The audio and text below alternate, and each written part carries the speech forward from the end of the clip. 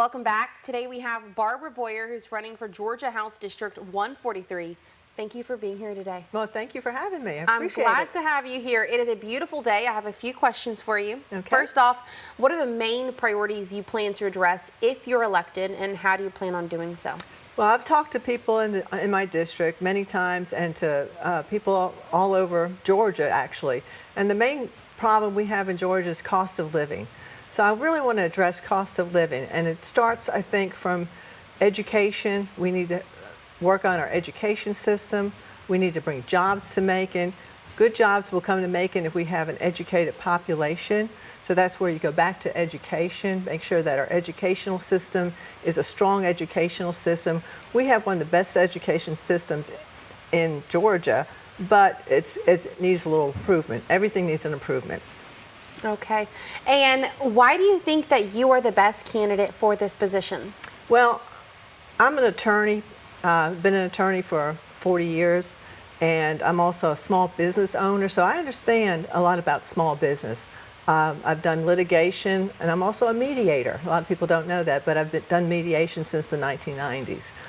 So I think I have a good grasp of what needs to be done in Georgia, and I can work with the state legislature. They've done a lot of good things, and I like to see things expanded on. We need, like I said, education in Georgia, and I've got a lot of friends in the education system that I've spoken to about things that can be done to improve educational system, support the teachers, especially support the parents.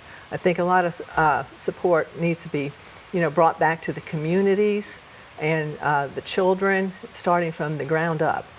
If we have an educated populace, we will have more businesses come into Georgia because they're going to need an educated workforce. And we need different things for the students to do.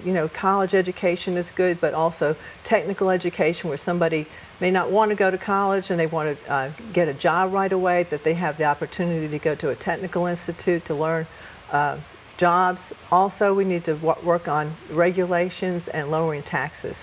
If we lower taxes and lower regulations, small businesses will succeed in this town. All right. And lastly, what is your reaction to record-breaking voter turnout? What do you think that says about the upcoming election and the election cycle we're in? Well, I think people are very excited about this election, for good or bad. And they're really, worried about the economy.